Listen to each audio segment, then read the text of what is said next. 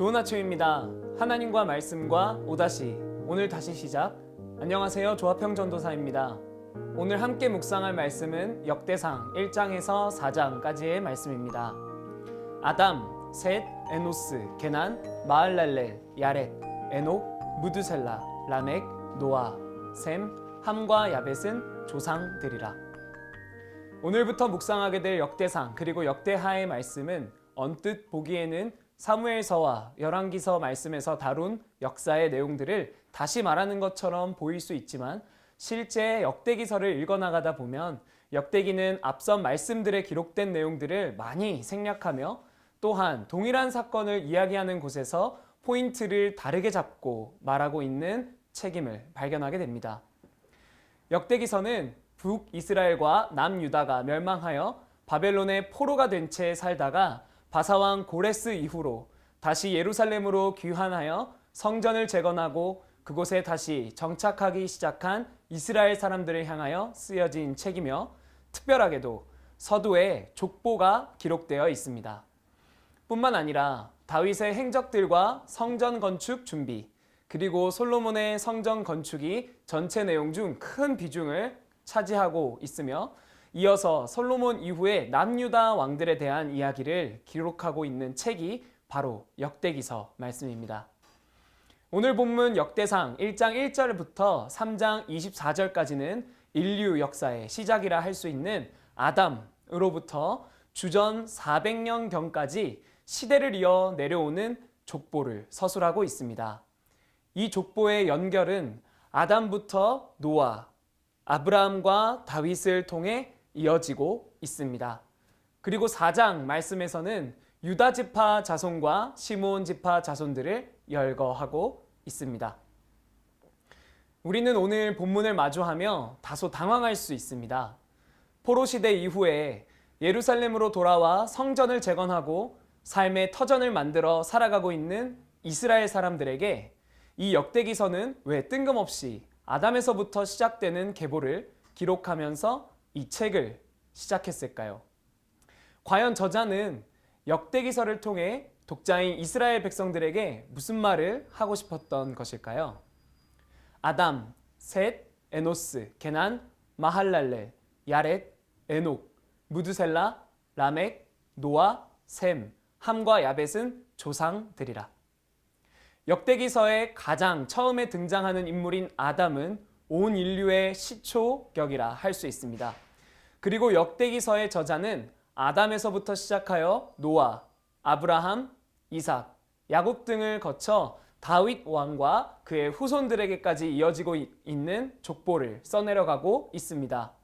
이 사실이 우리에게 시사하는 바에 대해 우리는 이렇게 생각해 볼 수 있습니다.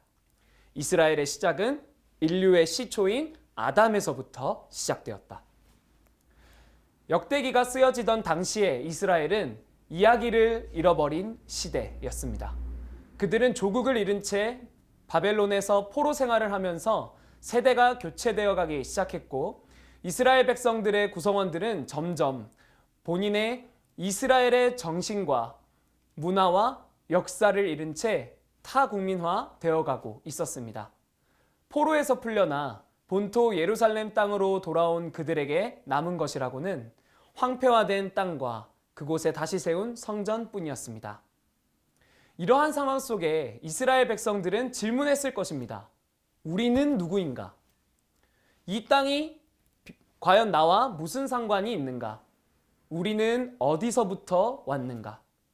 성전은 대체 무슨 의미가 있는 것인가? 그리고 앞으로 우리에게 미래는 있는 것인가? 이스라엘 사람들의 존재적 방황, 정체성이 상실되는 위기 속에서 그들이 던진 이러한 질문들에 대해 그 근원과 역사를 아는 이가 나타나 그들에게 대답해주기 시작한 내용이 바로 이 역대기 말씀이라 할 수 있으며 그 시작은 이스라엘의 존재적 근원이 담긴 족보의 내용부터였습니다. 그렇기에 오늘 우리가 읽은 본문에 등장하는 이 족보는 단순히 이름들이 나열되고 있는 모음집에 불과한 것이 아니라 저자의 명확한 목적이 담긴 내용이라 우리는 생각할 수 있습니다. 저자가 책의 서문으로 기록해 놓은 이 족보가 보여주는 것은 바로 하나님의 신실하심입니다. 아담으로부터 시작하여 족보에 등장하는 수많은 사람들이 여호와 하나님과 맺었던 언약의 내용들이 대대로 흘러 다윗에게까지 이르렀고, 그 후에 비록 나라의 분열을 경험하고 타국의 포로로 끌려가기까지 했지만 결국에는 포로에서 귀환한 당대의 이스라엘 시대까지도 그 족보가 하나님의 보호하심과 인도하심 안에서 끊기지 않고 연결되어져 왔다는 사실을 보여주고 있는 것입니다.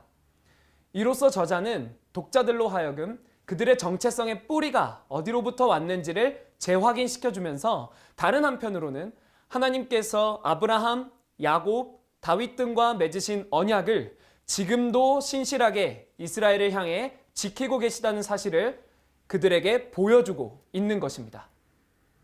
사랑하는 여러분, 때론 우리의 삶도 거대한 현실과 세상의 이야기에 함몰되어 진짜 우리의 정체성과 우리의 뿌리를 망각한 채 맥없이 살아가고 있지는 않습니까?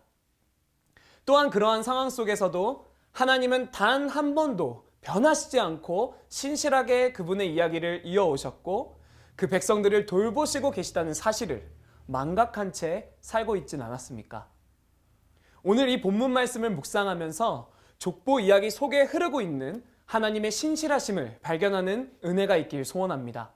아무것도 없는 황폐한 땅 한가운데 서 있는 이스라엘 백성들에게 울려 퍼지는 하나님의 신실하심, 그분의 변함없는 마음에 대해 우리도 함께 묵상하면서 우리의 삶의 이야기는 그분의 이야기와 잇대어져 있음을, 더 나아가 우리 각자의 작은 삶의 이야기가 사실은 그분의 이야기에 여전히 속해 있음을 발견하게 되기를 원합니다.